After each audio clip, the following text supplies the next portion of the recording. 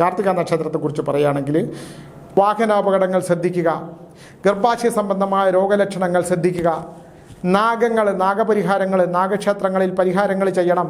ആ നാഗം ആ പെൺകുട്ടിയുടെ ശരീരത്തിൽ വന്ന് ആ പെൺകുട്ടിയുടെ പിതാവിനോട് പറഞ്ഞത്രേ എന്നെ കാണണമെന്നു. നമസ്കാരം.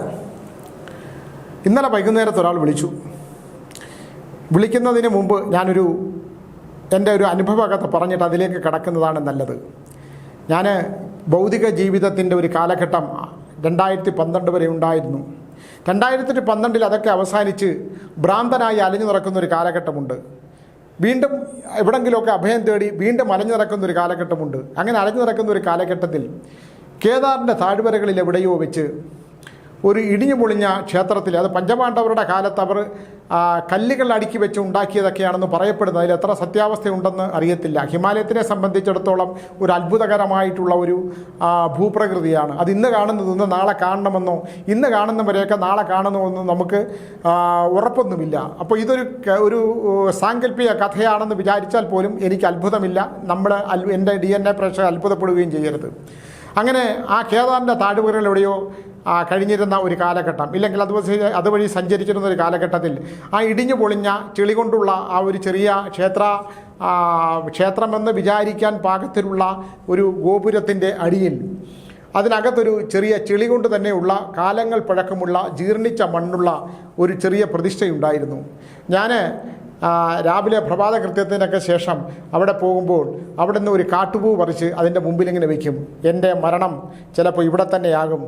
തിരുവനന്തപുരം നഗരത്തിൻ്റെ ഇല്ലെങ്കിൽ നഗരങ്ങളിലെ ഇല്ലെങ്കിൽ അന്ന് പ്രവർത്തിച്ചിരുന്ന ഒരു പ്രസ്ഥാനത്തിൻ്റെ AC മുറികളിൽ ജീവിച്ചിരുന്ന ഒരു കാലഘട്ടമൊക്കെ ചിലപ്പോൾ എന്നെ മറന്നു പോകുന്ന ആൾക്കാർ, പണമില്ലെങ്കിൽ ഒരു നായ് പോലും തിരിഞ്ഞു നോക്കില്ല എന്ന്. നായെന്ന് പറഞ്ഞാൽ നായ്ക്ക് അഭിമാനക്ഷത ഉണ്ടാകും. അത് എത്രയോ നന്ദിയുള്ളവരാണ്. അപ്പോൾ അങ്ങനെയൊക്കെ നമ്മൾ വിചാരിക്കുന്ന ഒരു കാലഘട്ടം, അതിനേക്കാളൊക്കെ വലിയ ഉള്ള പദപ്രയോഗങ്ങളുണ്ട് എന്ന് നമ്മൾ വിചാരിക്കും. നായ്ക്കളൊക്കെ എന്ന് പറയുന്ന ഭൈരവന്മാരാണെന്നും അത് ദൈവിക സാന്നിധ്യമുള്ളതാണെന്നും ഒക്കെ തിരിച്ചറിഞ്ഞ ഒരുപാട് കാലഘട്ടങ്ങൾ പിന്നീട് എനിക്കുണ്ടായി. അതുകൊണ്ട് അത് പണമില്ലെങ്കിൽ ഒരു പട്ടി പോലും തിരിഞ്ഞു നോക്കില്ല എന്നുള്ള പദപ്രയോഗം ഞാൻ ഉപയോഗിക്കുന്നില്ല. എന്തായാലും അവിടെ ഇങ്ങനെ വയ്ക്കുന്ന ഒരു കാലഘട്ടത്തിൽ, അവിടെ ഇങ്ങനെ പറിച്ചു വയ്ക്കുന്ന കാലഘട്ടത്തിൽ ഞാൻ ഒരു ദിവസം നോക്കുമ്പോൾ അവിടെ ആ ചെറിയ ചെളി കൊണ്ടുള്ള ആ വിഗ്രഹം എന്തോ ഒരു ദേവീ സാന്നിധ്യമാണെന്ന് തോന്നിപ്പിക്കുന്ന ആ ചെളി കൊണ്ടുള്ള ആ വിഗ്രഹത്തിൻ്റെ കഴുത്തിൽ ഒരു ചെറിയ നാഗം കിടക്കുന്നു. ഇത് തോന്നലാണെന്ന് നമ്മൾ വിചാരിച്ചാൽ പോലും എനിക്ക് അത്ഭുതമില്ല എന്ന് ഞാൻ ആദ്യമേ പറഞ്ഞു. അങ്ങനെ അവിടുന്ന് വിടാൻ പോകുന്ന കാലഘട്ടത്തിൽ ഞാൻ പറഞ്ഞു, ഇനി നമ്മൾ തമ്മിൽ ഒരിക്കലും കണ്ടെന്ന് വരില്ല. ഞാൻ ഇവിടെ സ്ഥലം വിട്ട് പോവുകയാണ്. എൻ്റെ മരണം എവിടാണെന്ന് എനിക്കറിയില്ല. എൻ്റെ ജനനത്തെക്കുറിച്ച് എനിക്കറിയാം, എൻ്റെ ഇതുവരെയുള്ള സഞ്ചാരത്തെക്കുറിച്ച് എനിക്കറിയാം. ഇനി ഈ പോകുന്ന വഴിയിൽ എവിടെയെങ്കിലും സുനിൽ പരമേശ്വരൻ എന്ന് പറയുന്ന ഒരു മനുഷ്യ ജന്മം ഇല്ലാതായി പോലും ഈ ഹിമാലയത്തിലെ മണ്ണിൽ അടിഞ്ഞു പോയിട്ടുണ്ടെങ്കിൽ പോലും ആരും അന്വേഷിക്കാനും ഇല്ലാത്തത് കൊണ്ട് എനിക്ക് ദുഃഖമില്ല. ഞാൻ പോവുകയാണെന്ന് പറഞ്ഞപ്പോൾ ഈ വിഗ്രഹത്തിൻ്റെ കഴുത്തിൽ കിടന്ന ഒരു ചെറിയ നാഗം അതിങ്ങനെ ഭണമുയർത്തിയതായി എനിക്ക് തോന്നി. അതെൻ്റെ മനസ്സിനെ അത്ഭുതപ്പെടുത്തി. ചെറിയൊരു നാഗം, വലിയ നീളവും ഒന്നുമില്ല അതിനകത്ത്. അപ്പോൾ അതിന് 2 ദിവസം മുമ്പാണ് ഇത് ആ ദേവിയുടെ കഴുത്തിൽ ഇങ്ങനെ, ദേവി എന്ന് വിചാരിക്കുന്ന ആ ചെളി കൊണ്ടുള്ള രൂപത്തിൻ്റെ കഴുത്തിൽ അതിങ്ങനെ കിടന്നത്. അതിൻ്റെ ഒരു കണ്ണൊക്കെ ഉള്ളൂ. അത് നമ്മൾ ആരോ കൈകൊണ്ട് കുത്തിയിട്ടുള്ള കണ്ണുകളൊക്കെയാണ്. എന്തായാലും അതെൻ്റെ മനസ്സിൽ ഒരു ആഘാതമായിട്ട് കിടന്നു. അതൊരു നൊമ്പരമായി കിടന്നു, ഇല്ലെങ്കിൽ ഒരു സാങ്കല്പിക രേഖയായി കിടന്നു. ഞാൻ തിരിച്ചൊക്കെ വന്നതിന് ശേഷം അവിടെ നിന്നൊക്കെ തിരിച്ചു വന്ന് പിന്നെ ഞാൻ മലയാള മനോരമ ആഴ്ചപ്പതിപ്പ് എൻ്റെ അടുത്തൊരു നോവൽ എഴുതാൻ പറഞ്ഞപ്പോൾ മണികർണിക എന്നുള്ള പേരിൽ ഞാൻ ഈ നാഗത്തിൻ്റെ കഥ എഴുതി. ആ കഥ ഇങ്ങനെയാണ്. ഇതുപോലുള്ളൊരു സന്യാസത്തിൻ്റെ വഴികളിലേക്ക് പോകുന്ന, അല്ലെങ്കിൽ ഒരു ഉപാസകൻ്റെ വഴിയിലേക്ക് പോകുന്ന ഒരാൾ ഇങ്ങനെ ഹിമാലയത്തിൻ്റെ താഴ്വരകളിൽ വെച്ചൊരു നാഗ സാന്നിധ്യം ഉണ്ടാകുന്നു. അങ്ങനെ കാണുന്ന ആ നാഗത്തിനോട് പോകുന്നു എന്ന് പറയുന്നു. ആ നാഗം ഒരു ദൈവിക അനുഗ്രഹമുള്ള നാഗമാണ്. അത് നാഗലോകത്ത് നിന്നൊരു നാഗസാന്നിധ്യമായതുകൊണ്ട് തന്നെ അത് ഒരു നാഗകന്യകയായി ഈ ചെറുപ്പക്കാരനെ, ഈ ഉപാസകനെ പിന്തുടരുകയും ഈ ഉപാസകനെ കൊന്ന് നാഗലോകത്തേക്ക് കൊണ്ടുപോകാൻ ശ്രമിക്കുന്നതുമായിട്ടാണ് ആ കഥ ഞാൻ എഴുതിയ നോവൽ. മലയാള മനോരമ ആഴ്ചപ്പതിപ്പിൽ മണികർണിക എന്നുള്ള നോവലിൽ എഴുതി. ഭയങ്കര ഹിറ്റ് നോവലാണ്. അതിൻ്റെ പുസ്തകം തന്നെ 7-8 പതിപ്പായി. നമ്മൾ തന്നെയാണ് ആ പുസ്തകം എഴുതിയിട്ടുള്ളത്. അപ്പോൾ ഒരു നാഗത്തിൻ്റെ കഥയാണ് ഞാനിതിന്നിവിടെ പറയാനുള്ള എൻ്റെ ഒരു പ്രധാന കാരണം. ഇന്നലെ വൈകുന്നേരം ഒരു ചെറുപ്പക്കാരനെ വിളിച്ചു. ഈ പലരും വിളിക്കുമ്പോൾ വിശ്വാസമുള്ളവരും അന്ധവിശ്വാസമുള്ളവരും ഒക്കെ കാണും. അപ്പം ആവശ്യമുണ്ടെങ്കിൽ മാത്രം ഞാൻ ഈ തിരുവനന്തപുരത്തായതുകൊണ്ട്, ഇല്ലെങ്കിൽ കാന്തല്ലൂരിലെ എൻ്റെ ആശ്രമത്തിലാവും വല്ലപ്പോഴും. അപ്പോൾ അതുകൊണ്ട് ഞാൻ ചോദിക്കുക, എന്തെങ്കിലും കാര്യമുണ്ടെങ്കിൽ മാത്രം വന്നാൽ മതി. ആ സമയം ഒരു 5 മിനിറ്റ് സംസാരിക്കാനുള്ള സമയമുണ്ടാകും. ഞാൻ പറഞ്ഞാൽ ഉണ്ടാകും, പറയൂ എന്താണ് കാര്യം മാത്രം പറയൂ എന്ന് പറഞ്ഞു. കാരണം എനിക്ക് ഈ ചെവിയിൽ പ്രശ്നമുണ്ട്, ഈ ചെവി മാത്രമേ കേൾക്കാൻ പാടുള്ളൂ. അപ്പോൾ മൊബൈൽ വയ്ക്കുമ്പോൾ ഉണ്ടാകുന്ന ഒരുപാട് പ്രശ്നം. കാരണം 100 പേരെങ്കിലും മിനിമം ഒരു ദിവസം വിളിക്കുന്ന ഒരാളാണ് ഞാൻ. അത് അത്ഭുതമല്ല, അത് ഞാനത് അങ്ങനെ വിളിക്കുന്നവരോട് അത് ഞാൻ കേട്ടല്ലേ പറ്റുള്ളൂ. അപ്പോൾ ഇദ്ദേഹം പറഞ്ഞത്, അപ്പോൾ ഞാൻ 2 പ്രാവശ്യം ഞാൻ പറഞ്ഞത് നിങ്ങൾ കാര്യം പറയൂ എന്ന് പറഞ്ഞിട്ട് വെച്ചപ്പോൾ ടീച്ചർ പറഞ്ഞു, സ്വാമി അത് എന്തെങ്കിലും ഒരു ആവശ്യത്തിനല്ലേ. ഞാൻ ചൂടായി എന്ന് പറഞ്ഞ് ഇയാൾ പരത്തും. എനിക്കൊരു 5 മിനിറ്റ് വേണം. അപ്പോൾ ഞാൻ പറഞ്ഞു, എനിക്ക് ഫോണിൽ കൂടെ നിങ്ങളുടെ ഫലങ്ങളൊന്നും പറയാൻ പറ്റില്ല. നിങ്ങൾ എന്നെ കാണണമെന്നുണ്ടെങ്കിൽ എനിക്ക് മുരപ്പാലിത്തടി മാടന്തമ്പുരാൻ ക്ഷേത്രത്തിൽ ഞാനത് ഈ 10-ാം തീയതി മുതൽ 15-ാം തീയതി വരെ ഉണ്ട്, നിങ്ങളൊന്ന് നേരിട്ട് വരൂ. ഞാൻ തലശ്ശേരിയില്ല, മാഹിയില്ല, ഏതോ ഒരു സ്ഥലം പറഞ്ഞു. അപ്പോൾ ഞാൻ മനുഷ്യൻ നിങ്ങളോടല്ലേ പറഞ്ഞത്, എനിക്ക് അങ്ങനെ ഫോണിൽ കൂടെ നിങ്ങൾക്കൊന്നും പറഞ്ഞു തരാൻ കഴിയില്ല. നിങ്ങൾ വന്നാൽ തന്നെ എനിക്ക് എൻ്റെ കാതിൽ പറയുകയോ തെളിഞ്ഞാലേ മാത്രം പറയാൻ പറ്റുള്ളൂ, അല്ലെങ്കിൽ എനിക്ക് പറയാൻ കഴിയില്ല എന്ന് പറഞ്ഞു. എന്നാൽ പിന്നെ വേണ്ട എന്ന് പറഞ്ഞു. ചെറുപ്പക്കാരൻ ദേഷ്യത്തോടു കൂടി ശരി എന്ന് പറഞ്ഞ് ഫോൺ വെച്ചപ്പോൾ ടീച്ചർ എന്നോട് പറഞ്ഞു, അപ്പം ചൈത്ര ഹോട്ടലിൽ അഭിലാഷ് ബാലകൃഷ്ണൻ ഉണ്ടായിരുന്നു, ഞാനും ടീച്ചറും ഉണ്ടായിരുന്നു. ഞങ്ങൾ ചില വിഷയങ്ങൾ സംസാരിക്കാനായിട്ട് അവിടെ പോയതാണ്. അപ്പോൾ അവർ രണ്ടുപേരും പറഞ്ഞു, സ്വാമി അയാൾ എന്തെങ്കിലും അത്യാവശ്യമാണ്, സ്വാമി എന്തിനാണ് ഇങ്ങനെ ചൂടായത്? ചൂടാവാതിരിക്കുന്നത് എങ്ങനെയാണ്? ഇതുപോലുള്ള ആൾക്കാർ ഇങ്ങനെ എത്രയോ ആൾക്കാർ വളരെ മാന്യമായിട്ട് സംസാരിക്കുകയും പെരുമാറുകയൊക്കെ ചെയ്യും. അപ്പോൾ ഞാൻ തിരിച്ചു വിളിച്ചു. പറയും എന്താണ് പ്രശ്നം? അപ്പോൾ പുള്ളി എന്തൊക്കെ പറഞ്ഞു, അതുപോട്ടെ. എന്നിട്ട് പുള്ളിയുടെ വിഷയം എന്താണെന്ന് വെച്ചാൽ, നിങ്ങളിത് സത്യാവസ്ഥ മനസ്സിലാക്കണം. ഇതിനകത്ത് അന്ധത എന്ന് പറഞ്ഞാൽ ഇവിടെ ഈ ആത്മീയത കബളിപ്പിക്കപ്പെടുകയും അല്ലെങ്കിൽ വഞ്ചിക്കപ്പെടുകയോ ഒക്കെ ചെയ്യും. കബളിപ്പിക്കപ്പെടുന്നതും വഞ്ചിക്കപ്പെടുന്നതും ഒക്കെ രണ്ടും രണ്ടാണ്. ഇതിനൊക്കെ ഒരുപാട് ആന്തരികമായ അർത്ഥങ്ങളുണ്ട്. എന്താണെന്ന് വെച്ചാൽ, അദ്ദേഹത്തിൻ്റെ സുഹൃത്തിൻ്റെ മകളുടെ ശരീരത്തിൽ നാഗലോകത്ത് നിന്ന് ഒരു നാഗം പ്രവേശിക്കുമത്രേ. അപ്പോൾ എന്നിട്ട് പറഞ്ഞു, താങ്കളുടെ മണികർണിക എന്ന് പറഞ്ഞ നോവൽ ഞാൻ വായിച്ചിട്ടുണ്ട്. അപ്പോൾ എനിക്ക് മനസ്സിലായി, ശരി, പിന്നെ അതുപോലെയാണ്. ഞാൻ ഏതുപോലെ? അത് ആ മണികർണിക എന്ന നോവലിലെ നാഗലോകത്തു നിന്ന് വരുമല്ലോ. അപ്പോൾ അത് ഈ സ്ത്രീയുടെ ശരീരത്തിൽ വന്നിട്ട് ആ നാഗം സംസാരിക്കും. ഞാൻ എന്ത് സംസാരിക്കും? നാഗലക്ഷണങ്ങൾ ഇപ്പം നാഗക്കളം വരച്ചിട്ട് നമ്മൾ ഇരുത്തിയാൽ അതിനൊരു ഭാഷയുണ്ട്, അതിൻ്റെ രൂപം, അതിൻ്റെ സാന്നിധ്യങ്ങൾ നമുക്ക് തിരിച്ചറിയാൻ പറ്റുന്നതുകൊണ്ടാണ് പറയുന്നത്. ഈ നാഗം സംസാരിക്കും. എന്താണ് സംസാരിച്ചത്? ആ നാഗം ആ പെൺകുട്ടിയുടെ ശരീരത്തിൽ വന്ന് ആ പെൺകുട്ടിയുടെ പിതാവിനോട് പറഞ്ഞത്രേ, എന്നെ കാണണമെന്നും. ഈ വിളിച്ച ആളിനെ നിങ്ങളൊന്ന് ആലോചിക്കണം. ഈ പറയുന്നതിൻ്റെയൊക്കെ പിന്നിലുള്ള നിഗൂഢതകളൊക്കെ എന്തൊക്കെയാണെന്ന്. നിങ്ങൾക്കെങ്ങനെ അങ്ങനെ അറിയാം? അല്ല, എനിക്കൊരു പരിചയമില്ല. നിങ്ങൾക്കെങ്ങനെ പരിചയമില്ലാത്ത? അത് എൻ്റെ സുഹൃത്തിൻ്റെ മകളാണ്. നിങ്ങൾ സുഹൃത്തിൻ്റെ മകളുമായിട്ട് വല്ല സൗഹൃദമുണ്ടോ? ഒന്നുമില്ല. അതുകൊണ്ട് ഈ നാഗത്തിനെ ഈ പെൺകുട്ടിയുടെ ശരീരത്തിൽ വരുമെന്നും ആ പെൺകുട്ടിയുടെ ശരീരത്തിൽ വരുന്ന നാഗത്തിനെ മണ്ണാറശാല വരുമ്പം എന്തുകൊണ്ടാണ് നിൻ്റെ പൂർവ്വജന്മത്തിലുള്ള ബന്ധത്തെക്കുറിച്ച് സംസാരിക്കുമെന്നും അതുകൊണ്ട് മണ്ണാറശാല വരണമെന്നും ഒക്കെ പറഞ്ഞു. അപ്പോൾ ഞാൻ എന്നിട്ട് ഞാൻ മണ്ണാർശാല വന്നപ്പോൾ ഇങ്ങനെ മണികർണികയിലുണ്ടാവുന്ന ഒരു പൂർവ്വജന്മ കഥ പറയുകയാണ്. ഞാൻ എന്തോന്ന് പറയാനാണ് ഇതിനകത്ത്? നമ്മളൊന്ന് കേട്ടോണ്ടിരിക്കുന്നവർക്കിത് ചോദിക്കുക, നാഗത്തിൻ്റെ നിങ്ങൾക്കിതിൻ്റെ ഒരു ആന്തരികമായ അർത്ഥം എനിക്ക് മനസ്സിലാക്കുന്ന പോലെ നമ്മൾ ഈ കേൾക്കുന്നവരാരും മണ്ടന്മാരല്ലല്ലോ.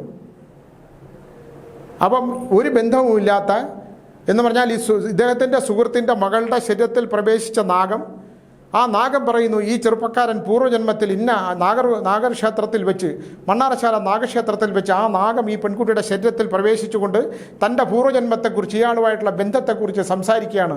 ഇത് നാഗലോകത്തെ പുരുഷനാണ്, എൻ്റെ പുരുഷനാണെന്ന് പറഞ്ഞ് സംസാരിക്കുകയാണെന്നുള്ള വിണ്ടിത്തവും മണ്ടത്തരവും. ഇത്തരം മണ്ടത്തരങ്ങൾക്കൊന്നും കൂട്ടു നിൽക്കാനോ ഇതൊന്നും പ്രോത്സാഹിപ്പിക്കാനോ എന്നെ കൊണ്ട് പറ്റില്ല. ഞാനതൊരു കഥ എഴുതിയതാണ്. ആ നാഗത്തിനോട് തോന്നിയ എൻ്റെ ഇഷ്ടത്തെക്കുറിച്ച് ഞാൻ ഒരു സബ്ജക്റ്റ് എഴുതി, മണികർണിക. അത് ശരിയാണ്, അതിപ്പോൾ സിനിമയാകാനാണ് ഞാൻ തിരക്കഥ എഴുതി വെച്ചു. പക്ഷേ അതിനകത്ത് കോസ്റ്റ് കൂടുതലായിട്ട് നടക്കുന്നില്ല. ഒരു നാഗലോകത്ത് നിന്ന് വരുന്ന, ഞാൻ പറഞ്ഞില്ലേ, നമ്മുടെ വാവാ സുരേഷ് എനിക്ക് ആത്മബന്ധമുള്ള ആളാണ്. വാവാ സുരേഷ് നാഗലോകത്ത് നിന്ന് വന്ന ആളാണ്. ആരൊക്കെ നശിപ്പിക്കാൻ ശ്രമിച്ചാലും ആ നാഗലോകത്ത് തന്നെ അയാൾ തിരിച്ചു മടങ്ങിപ്പോകും. നാഗത്തിനെ കുളിപ്പിച്ച് കുട്ടയിലാക്കി വയ്ക്കുന്ന ആളാണ്. നാഗത്തിന് ഭക്ഷണം ഉണ്ടാക്കി കൊടുക്കുന്നതാണ്. ഇപ്പോൾ എല്ലാവരും കൂടെ അദ്ദേഹത്തിനെ വേദനിപ്പിച്ച് അദ്ദേഹം ഒരു അവസ്ഥയിലാണ്. അദ്ദേഹത്തെ വേദനിപ്പിച്ചവർക്കെല്ലാം വലിയ ശിക്ഷ അനുഭവിക്കേണ്ടി വരും, നാഗദുരിതം അനുഭവിക്കേണ്ടി വരും എന്നുള്ള കാര്യത്തിലൊന്നും എനിക്കൊരു സംശയമില്ല. അപ്പോൾ ഈ നാഗത്തിൻ്റെ പേരും പറഞ്ഞ് ഇതുപോലുള്ള ഈ ചുറ്റിക്കളികളും മണ്ടത്തരങ്ങളും നിഗൂഢതകളും ഒക്കെ പറയുന്നതിനോടൊന്നും കൂട്ടി നിൽക്കാനൊന്നും എനിക്ക് പറ്റില്ല. ഞാൻ ഈ സുഹൃത്തെ, എനിക്ക് ഇതുമായിട്ടൊന്നും പൊരുത്തപ്പെടാനോ നിങ്ങളുടെ ഉള്ളിലുള്ളതും ആ പെൺകുട്ടിയുടെ ഉള്ളിലുള്ളതും ആ പാവപ്പെട്ട അച്ഛനെ പറ്റിക്കുന്നതൊക്കെ എനിക്ക് മനസ്സിലായതുകൊണ്ട് എന്നെ ഇത്തരം കാര്യങ്ങൾ പറഞ്ഞ് മേലെ വിളിക്കരുതെന്ന് ഞാൻ കട്ട് ചെയ്തു. അത് കഴിഞ്ഞ് ഞാൻ വീട്ടിൽ ചെല്ലുമ്പോഴാണ് ഇദ്ദേഹത്തിൻ്റെ ഒരു നീണ്ട പിന്നെ വിവരണം, ഞാൻ കള്ളനാണെന്നും കള്ളസ്വാമിയാണെന്നും അദ്ദേഹത്തിന് എൻ്റെ പ്രവർത്തനങ്ങളൊന്നും വിശ്വാസമില്ലെന്നും ഞാൻ ജനത്തിനെ പറ്റിച്ചോ വിശ്വസിച്ചോ ജീവിക്കാം, ഞാൻ 2 പേരെ വായിച്ചുള്ളൂ, ഞാനത് ഡിലീറ്റ് ചെയ്ത് കളഞ്ഞു. ഇത് ഞാൻ പറയാനുള്ളതിൻ്റെ കാരണം ഇതിപ്പോൾ വേറെ ഒരാളോടാണ് ഇതുമായിട്ടൊന്നും ഒരു ബന്ധമില്ലാത്ത ഒരാളായിട്ട് ഇതൊക്കെ ഉപജീവന മാർഗമായിട്ട് കാണുന്ന ഒരാളാണെങ്കിൽ ശരിയാണ്, നിങ്ങൾ നാഗലോകത്തുനിന്ന് വന്നതാണ്, ആ പെൺകുട്ടി നാഗലോകത്തുനിന്നുമാണ്, ആ നാഗം സംസാരിച്ചൊക്കെ ശരിയാണ്, നിങ്ങൾ ഇത്തരം പരിഹാരക്രിയകളെല്ലാം കൂടെ ചെയ്തൊക്കെ ശരിയാക്കിയാൽ നിങ്ങൾ ആ പെൺകുട്ടിയായിട്ട് ഒരുമിച്ച് ജീവിക്കാൻ പറ്റും, ഇതൊക്കെ എന്നൊക്കെ പറഞ്ഞ് കുറേ തട്ടിപ്പും വെട്ടിപ്പും കുറേ പറ്റിപ്പും കുറേ പണവും ഒക്കെ ഉണ്ടാക്കി ഒക്കെ ശിഥിലമാക്കിയൊക്കെ കൈ തരും. എനിക്കതിന് പറ്റില്ല. ഞാനത് എഴുതിയ ഒരു കഥയാണ്. അത് മണികർണിക എന്ന നോവൽ വായിച്ചുള്ളവർക്കെല്ലാം മനസ്സിലാക്കും. മലയാള മനോരമയിൽ ലക്ഷക്കണക്കിന് ആൾക്കാർ വായിച്ചതാണ്. അതിനെയൊക്കെ മനസ്സിൽ കയറ്റി വെച്ചുകൊണ്ട് ഇതൊക്കെ വെച്ചുള്ള തട്ടിപ്പുകളും കളികളും അച്ഛന്മാരെ പറ്റിക്കണ പരിപാടിയായിട്ടൊക്കെ ഇറങ്ങിയാൽ അതിന് കൂട്ട് നിൽക്കാൻ എന്നെക്കൊണ്ട് പറ്റൂല എന്നുള്ളതേ ഞാൻ പറഞ്ഞിട്ടുള്ളൂ. ഇത് ഞാനൊരു ഉദാഹരണമായിട്ട് പറഞ്ഞു എന്നുള്ളതേ ഉള്ളൂ. എന്തൊരു മണ്ടത്തരവും വിഡ്ഢിത്തരവുമാണ് ഇത് പറയുന്നത്. നാഗം എന്നൊക്കെ പറഞ്ഞാൽ എന്താണെന്നാണ് പറയുന്നത്? നാഗത്തിൻ്റെ ദുരിതവും നാഗസാന്നിധ്യങ്ങളും. ഇന്ന് രാവിലെ ഞാൻ പ്രിയപ്പെട്ട ഒരാൾ വിളിച്ചു. എനിക്ക് അദ്ദേഹം നല്ലൊരു മനുഷ്യനാണ്. അദ്ദേഹം പ്രിൻസ്, ഒരു ക്രിസ്ത്യൻ സമൂഹത്തിൽപ്പെട്ട ഒരാളാണ്, മതത്തിൽപ്പെട്ട ഒരാളാണ്. അദ്ദേഹം പറഞ്ഞു, സ്വാമി എനിക്ക് ഇങ്ങനെയാണ്, പിന്നെ ഞാൻ ഒരുപാട് ബിസിനസ്സുകളൊക്കെ ചെയ്തു, എന്നിട്ട് ഞാനിപ്പം തമിഴ്നാട്ടിൽ എവിടെയോ ഈ പാറ ക്വാറിയുമായിട്ട് ബന്ധപ്പെട്ട, ഞാൻ പറഞ്ഞു ഈ ക്വാറിയായിട്ടുള്ള ബിസിനസ്സിനായിട്ട് സംസാരിക്കാൻ എനിക്ക് താല്പര്യമില്ല. കാരണം ഒരു പാറ പൊട്ടിക്കുമ്പോൾ, ഒരു ക്വാറി ഇടിച്ച് നിറച്ച് വെടിമരുന്ന് നിറച്ച് പാറ പൊട്ടിക്കുമ്പോൾ 8 മൈലിനപ്പുറത്തുള്ളത് വരെ ഭൂമി വെടിച്ച് കീറിപ്പോവും. ഭൂമിയുടെ എന്ന് പറഞ്ഞാൽ കമ്പലനാഗത്തിൻ്റെ സാന്നിധ്യമുള്ള, ഭൂമിയുടെ അധിപനായ കമ്പലനാഗം, പാതാളനാഗം വസിക്കുന്ന ഭൂമിയുടെ അടിവശം മുഴുവൻ വിളർന്നു പോവും. ആ പ്രദേശത്തിരിക്കുന്ന സകല വീടുകൾ മാത്രമല്ല, അവിടെ ദോഷദുരിതങ്ങൾ, നാഗങ്ങൾ നശിച്ച ഭൂമി ദോഷമാണ്. നാഗങ്ങളില്ലാത്ത ഭൂമി ദോഷമാണ്. നാഗപരിഹാരങ്ങളില്ലെങ്കിൽ നാഗദുരിതമുണ്ടായാൽ മനസ്സ്, ശരീരം, കർമ്മം, ധനം, ദാമ്പത്യം എല്ലാം തകർന്നു പോകും.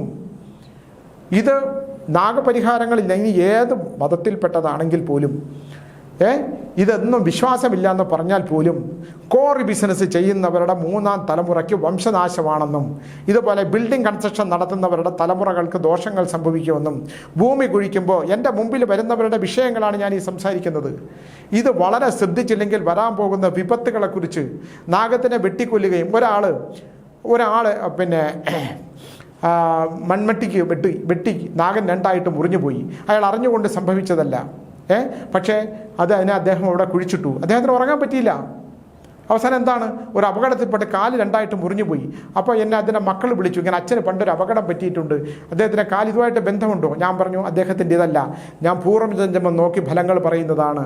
ഇന്ന് ഞാൻ ഈ പ്രിൻസ് വിളിച്ചപ്പോൾ ഞാൻ പ്രിൻസിനോട് പറഞ്ഞു, പ്രിൻസേ നിങ്ങൾക്ക് എത്രയോ ബിസിനസ്സുകൾ ചെയ്തു, ഈ ബിസിനസ്സിലൊക്കെ നിങ്ങൾ പൂർവ്വജന്മത്തിൽ ചെയ്ത ബിസിനസ് എന്താണെന്ന് എനിക്ക് കണ്ടുപിടിക്കാൻ പറ്റിയാൽ നിങ്ങൾക്ക് ഈ കോറി കൊണ്ട് പ്രയോജനമുണ്ടോ എന്ന് ഞാൻ പറഞ്ഞു തരാം. നമ്മളെപ്പോഴും പൂർവ്വജന്മം എന്ത് ജോലി ചെയ്താലും അതിന് പൂർവ്വജന്മാർജിതമായ ഒരു ബന്ധമുണ്ട്. ആ ബന്ധമില്ല. നമ്മൾ വിദേശത്ത് ജീവിക്കണം. ഞാനിപ്പം ദീപയുടെയും സുരേഷിൻ്റെയും കൂടെ അബുദാബിയിൽ പോയി താമസിച്ചു. ഞാൻ നമ്മളുടെ കഴിഞ്ഞ ദിവസം അവരുടെ പൂർവ്വജന്മം നോക്കുമായിരുന്നു. 2 വ്യത്യസ്ത ധ്രുവങ്ങളിൽ താമസിക്കുന്ന 2 പേര് ഒരുമിച്ച് പോയിട്ട് ഒരു മരുഭൂമിയിലുള്ള ഒരു കോളേജിൽ പഠിപ്പിച്ചുകൊണ്ട് അവർ സന്തോഷമായിട്ട് അവിടെ ജീവിക്കുന്നു. അവരവിടെ വന്ന് ജീവിക്കാനുള്ളതിൻ്റെ കാരണം ഞാൻ അന്വേഷിക്കുകയാണ്. അവരുടെ മകൾ അവിടെ നിന്ന് മറ്റൊരു ലോകത്ത് പോയി പഠിക്കുന്നു, ലണ്ടനിലങ്ങാണ്ട് പോയിട്ട് പഠിക്കുന്നു. അപ്പം വിഭിന്നമായിട്ട് 3 പേര് തമ്മിൽ എന്തുകൊണ്ടാണെന്ന് എൻ്റെ പഠനമാണ്, ഞാൻ പഠിച്ചിട്ടാണ് പറയുന്നത്. പഠിക്കാൻ എനിക്ക് ആരും എന്നെ പഠിപ്പിച്ചതല്ല. എനിക്ക് ഈശ്വരൻ എന്തെങ്കിലും തന്നിട്ടുണ്ടെങ്കിൽ അത് മുള്ളിലെടുത്തുകൊണ്ട് ആ ജപത്തിലൂടെ എനിക്ക് കണ്ടെത്താനുള്ള ശ്രമമാണ്. കണ്ടെത്തിയാലേ പറയാൻ പറ്റുള്ളൂ. ഇപ്പം എന്നെ കാണാൻ മുറിപ്പാലത്തടി മാടത്തമ്പുര ക്ഷേത്രത്തിൽ വരുന്നവരോട് തെളിഞ്ഞാൽ പറഞ്ഞു തരാം. എനിക്ക് പൂർവ്വജന്മം കണ്ടെത്തിയാൽ പറഞ്ഞു തരാം. ഇല്ലെങ്കിൽ ഞാൻ പറയും തലക്കാവേരി പോയി കുളിക്കുക. തലക്കാവേരി പൊളിച്ച് പൂർവ്വജന്മ ദോഷങ്ങൾ തീർത്താൽ ഒരു പക്ഷേ 90 ദിവസം കഴിയുമ്പോൾ ചിലപ്പോൾ തെളിയുമായിരിക്കും. എന്നിട്ട് നിങ്ങൾ പുതിയ കർമ്മങ്ങൾ ചെയ്യുക. ഇതൊക്കെയല്ലേ പറയാൻ പറ്റുള്ളൂ.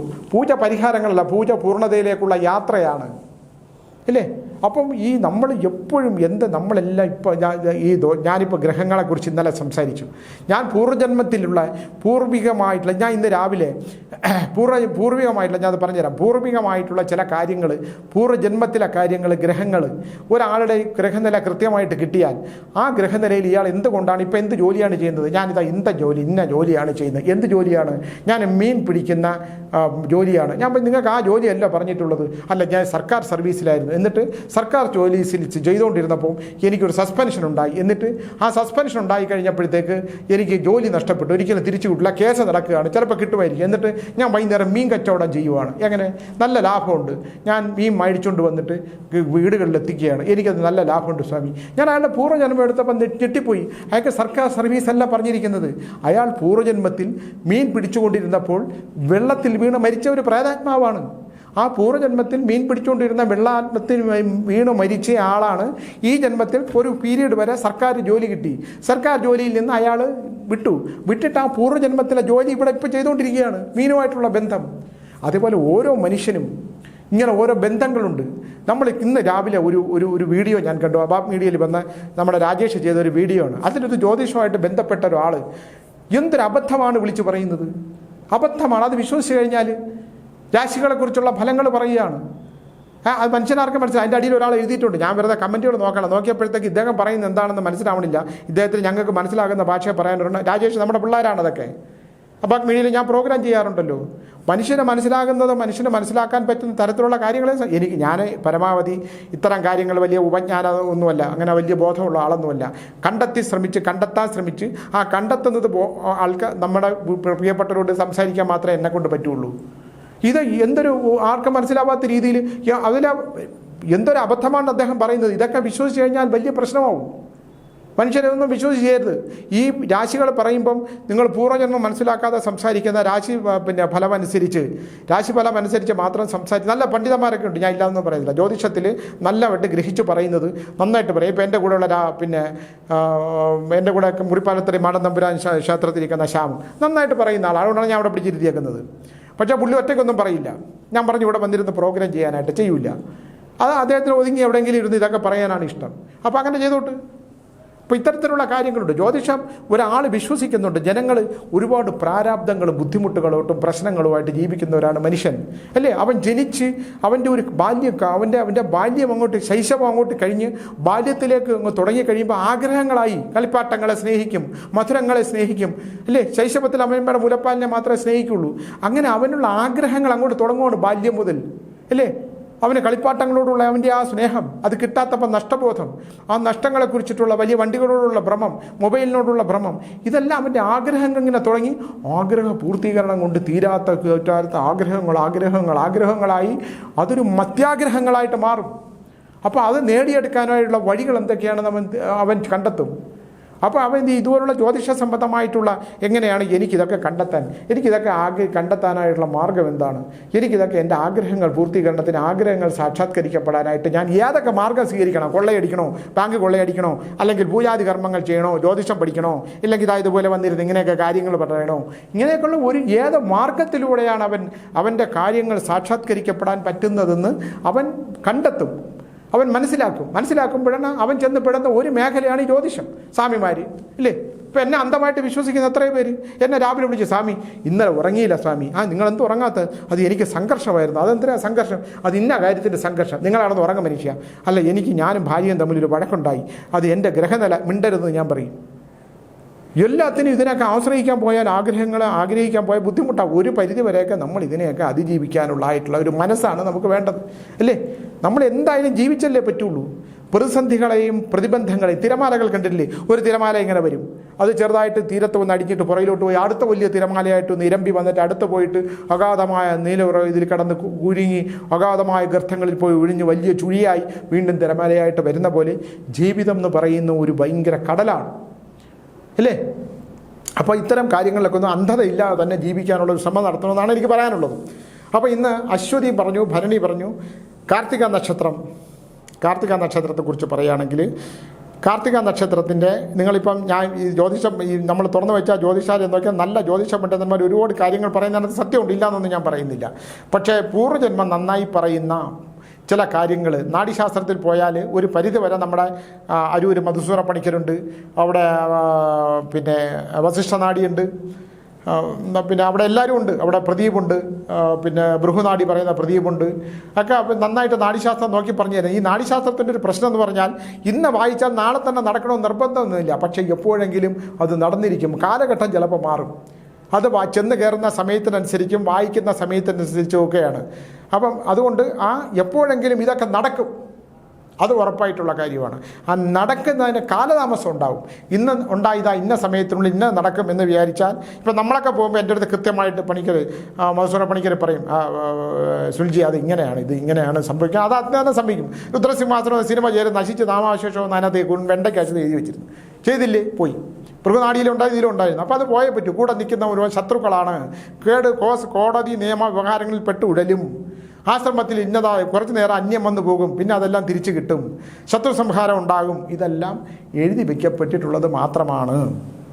അപ്പം കാർത്തിക നക്ഷത്രത്തെക്കുറിച്ച് പറയുമ്പോൾ, കാർത്തിക നക്ഷത്രങ്ങൾ സന്താനങ്ങളെ ഒന്ന് ശ്രദ്ധിക്കേണ്ട സമയം. സന്താനങ്ങൾക്ക് ദോഷദുരിതങ്ങൾ ഉണ്ടാകാതിരിക്കാനും സന്താനങ്ങൾക്ക് വീഴ്ചകൾ ഉണ്ടാകാതിരിക്കാനും വിദ്യാഭ്യാസപരമായ കാര്യങ്ങൾക്ക് പുരോഗതിക്ക് ശ്രദ്ധ വയ്ക്കാനും വിവാഹസംബന്ധമായ കാര്യങ്ങളുണ്ടെങ്കിൽ ജാതകം പുനഃപരിശോധിക്കുകയും കൂടി വേണം. വിവാഹം ഉറപ്പിച്ച ജാതകമാണെങ്കിൽ പോലും പൂർവ്വജന്മം നന്നായി നോക്കുന്ന ആളിനെ കണ്ട് പൂർവ്വജന്മ ദോഷദുരിതങ്ങൾക്ക് പരിഹാരം ഉണ്ടാക്കിയിട്ട് വേണം കാർത്തിക നക്ഷത്രത്തിലുള്ളവരുടെ മക്കൾക്കോ കാർത്തിക നക്ഷത്രത്തിൽ ജനിച്ചവരോ അത് വളരെ ശ്രദ്ധിച്ച് വേണം ചെയ്യാൻ. കാർത്തിക നക്ഷത്രത്തിന് നല്ല കാര്യങ്ങളൊക്കെ ഉണ്ട്. നല്ല കാർത്തിക, അശ്വതി, ഭരണി, കാർത്തിക, രോഹിണിക്കൊക്കെ നല്ല കാലങ്ങളെല്ലാം മാറ്റി വെച്ചുകൊണ്ട് ഞാൻ ദോഷകാലങ്ങൾ മാത്രമേ പറയൂ. എൻ്റെ അടുത്ത് ആൾക്കാർ ചോദിക്കുന്നുണ്ട്, സ്വാമി എന്തിനാണ് ദോഷങ്ങൾ മാത്രം പറയണമെന്ന്? എനിക്ക് ദോഷങ്ങളെക്കുറിച്ചുള്ള സൂചന, വാഹനാപകടങ്ങൾ ശ്രദ്ധിക്കുക, ഗർഭാശയ സംബന്ധമായ രോഗലക്ഷണങ്ങൾ ശ്രദ്ധിക്കുക, നാഗപരിഹാരങ്ങൾ, നാഗക്ഷേത്രങ്ങളിൽ പരിഹാരങ്ങൾ ചെയ്യണം. ഉറപ്പായിട്ടും കാർത്തിക നക്ഷത്രത്തിൽ ജനിച്ചവർ നാഗങ്ങൾക്ക് പരിഹാരങ്ങൾ ചെയ്യണം. നാഗമന്ത്രം ഓ വിനായതനയെ വിശ്വനാഗേശ്വരി ക്ലിം നാഗ യക്ഷിയ യക്ഷിണി സ്വാഹ നമഃ എന്ന മന്ത്രം ഒരു നാഗക്ഷേത്രത്തിലും പോയില്ലെങ്കിൽ പോലും രാവിലെ ജനിക്കുമ്പോൾ ആ പുക്കിൾക്കൊടിയിൽ അവിടെ ഇങ്ങനെ പിടിച്ചുകൊണ്ട് ആ പുക്കിൾക്കൊടി എങ്ങനെ വെച്ചുകൊണ്ട് ഓം വിനായതനയെ വിശ്വനാഗേശ്വരി ക്ലിം നാഗ യക്ഷിയ യക്ഷിണി സ്വാഹ നമഃ ജപിച്ചു നോക്കൂ. നിങ്ങളുടെ ശരീരത്തിലുള്ള സകല ഊർജ്ജങ്ങളും തലച്ചോറിലേക്ക് വരും. നിങ്ങൾക്ക് പ്രത്യേക ഊർജ്ജം കിട്ടും. ദോഷദുരിതങ്ങൾക്ക് പരിഹാരം ഉണ്ടാകും. നിങ്ങളുടെ മുമ്പിലെ പ്രതിബന്ധങ്ങൾക്ക് തടസ്സം മാറും. പക്ഷേ ലക്ഷങ്ങൾ ജപിക്കണം. ഓരോ ദിവസവും 8, 16, 22 ഇങ്ങനെ ജപിച്ച് മാറ്റം വരുമ്പോൾ നമ്മുടെ ബുദ്ധിയിൽ എവിടെങ്കിലും ബ്ലോക്ക് ഉണ്ടെങ്കിൽ ഈ നാഗങ്ങൾ അങ്ങോട്ട് ഉണരും. മയങ്ങിക്കിടക്കുന്ന നാഗങ്ങൾക്ക് ഉണർവുണ്ടായി നമുക്ക് മാറ്റമുണ്ടാകും. ആ മാറ്റങ്ങൾ നമ്മുടെ ശരീരത്തിലുണ്ടാകുന്ന നമ്മുടെ മെഡിസിൻ കഴിക്കുമ്പോൾ തലവേദന വന്ന ഒരു ക്രോസിന് ഒരു പാരസെറ്റമോൾ കഴിക്കുമ്പം നമ്മുടെ നാഗങ്ങൾ ചത്തുവും. ഒരു അലോപ്പതി മരുന്നുകളും നമ്മുടെ നാഗങ്ങളെ, നമ്മുടെ ശരീരത്തിൽ 7,000 കോടി നാഗങ്ങളും 72,000 നാഡീഞരമ്പുകളുമാണ്. ഇത് മരുന്നുകൾ നമ്മുടെ ശരീരത്തിൽ ഇല്ലാതാക്കി കളയും. എനിക്ക് ഡയബറ്റിക് ഒക്കെ ഉള്ളതാണ്, ഞാൻ മരുന്നൊക്കെ കഴിക്കുന്നുണ്ട്. ടീച്ചർ അങ്ങനെ 1 കിലോ ഗുളിയായിട്ട് വരും ആഹാരം കഴിച്ചു കഴിഞ്ഞാൽ. ഞാൻ വാങ്ങിച്ച് വിഴുങ്ങും. പക്ഷേ ആ മരുന്ന് എനിക്ക് ഭരിക്കരുത് എന്ന് ഞാൻ എപ്പോഴും പറയും. ഈ മരുന്ന് എനിക്ക് ഭരിക്കരുത്, കാരണം ഞാൻ മരിച്ചാൽ എന്നിലെ ഈ 63 വയസ്സുള്ള എൻ്റെ ശരീരത്തിലെ ഊർജ്ജത്തെ ബാധിക്കും. അതുകൊണ്ട് ഈ മരുന്ന് എനിക്ക് ഭരിക്കരുത് എന്നാണ് ഞാൻ പറയുക. എന്നിട്ട് വെള്ളം കുടിക്കും. അപ്പോൾ ജലാംശം, അപ്പോൾ കാർത്തിക നക്ഷത്രക്കാർ ജലാംശം ഇഷ്ടം പോലെ, മഴക്കാലമാണെങ്കിലും ജലം കുടിക്കണം. രാത്രി 2 മണിക്ക് ശേഷം ഉണരുന്നുണ്ടെങ്കിൽ നിങ്ങൾ ശിവക്ഷേത്രത്തിൽ പോകണം. പിന്നെ ഏത് ജാതി മതമാണെന്ന് നോക്കരുത്. നിങ്ങൾ ഏത് ആരാധനാലയത്തിലാണോ, എവിടെയാണോ നിങ്ങൾ വിശ്വസിക്കുന്നത്. ക്രിസ്ത്യൻ സമൂഹത്തിൽപ്പെട്ടവരാണെങ്കിൽ വേളാങ്കണ്ണിയിൽ 21 മെഴുകുതിരി വെക്കാനായിട്ട് മറക്കരുത്. അവിടം വരെ ഒന്ന് പോയി ദർശനം നടത്തണം. പിന്നെ മുസ്ലിം വിഭാഗത്തിൽപ്പെട്ടവരാണെങ്കിൽ അവർ പള്ളിയിൽ പ്രാർത്ഥനകൾ നടത്തുക. കഠിനമായ ദോഷമുള്ളവർ ഒരു വെളുത്ത ആടിനെ മേടിച്ച് വളർത്താനായിട്ട് കൊടുക്കുക. വെട്ടാൻ കൊടുക്കരുത്, വളർത്താനായിട്ട് കൊടുക്കുക. ഇത്തരത്തിലുള്ള പരിഹാരക്രിയകൾ ചെയ്താൽ വരുന്ന 30 ദിവസത്തേക്ക് കാർത്തിക നക്ഷത്രക്കാർക്ക് നക്ഷത്രം അറിയാമെങ്കിൽ വിവാഹാലോചനകൾ നടത്തണമെങ്കിൽ, കാർത്തിക നക്ഷത്രക്കാരിലുള്ള ആൾക്കാർ വിവാഹാലോചന നടത്തണമെങ്കിൽ 30 ദിവസത്തിന് ശേഷം, ആ ശേഷം മാത്രമേ വിവാഹം തീരുമാനിക്കാവൂ. വിവാഹം ഉറപ്പിക്കാൻ പറ്റിയ സമയമല്ല. പിന്നെ അച്ഛനമ്മമാർക്ക് സംഘർഷമുണ്ട്. ആ സംഘർഷമുണ്ട്. ഏത് കാര്യത്തിലാണ് സംഘർഷമുണ്ടെങ്കിൽ, കാർത്തിക നക്ഷത്രമുണ്ടെങ്കിൽ ഗുരുവായൂരൊന്ന് പോവുക. ഗുരുവായൂർ ഒരു ദർശനം വളരെ നല്ലതായിരിക്കും. ചോറ്റാനിക്കര ഭദ്രകാളി ക്ഷേത്രമുണ്ടെങ്കിൽ ഭദ്രകാളി ക്ഷേത്രത്തിനകത്ത് പരിഹാരങ്ങൾ ക്രിയകൾ ചെയ്തൊക്കെ കാർത്തിക നക്ഷത്രത്തിന് വളരെ നല്ല ഫലങ്ങൾ ഉണ്ടാക്കും. നല്ല ഒരുപാട് ഗുണങ്ങൾ, ഒരുപാട് വ്യാഴത്തിൻ്റെ ഗ്രഹമാറ്റം കൊണ്ടൊക്കെ നല്ല ഫലങ്ങളൊക്കെ ഇതിനകത്ത് കണ്ടിട്ടുണ്ട്. എനിക്ക് പിന്നെ ജ്യോതിഷമൊന്നും എനിക്ക് അറിഞ്ഞുകൂടാ. എനിക്ക് ഈ കണ്ണയ്ക്ക് ഉപാസന പറയണതൊക്കെ അറിയാവുള്ളൂ. അതൊക്കെ സംഭവിക്കുന്നുണ്ട്. അപ്പോൾ അതുകൊണ്ട് പണ്ഡിതന്മാർ പറയുന്നതും കൂടെ മുഖവിലേക്ക് എടുത്തതുകൊണ്ട് വേണ്ട കാര്യങ്ങൾ ചെയ്താൽ കാർത്തിക നക്ഷത്ര ഗുണകരമായ കാര്യങ്ങളുണ്ടെന്ന് പറഞ്ഞുകൊണ്ട് നിർത്തുന്നു. നാളെ കാണാം. നമസ്കാരം.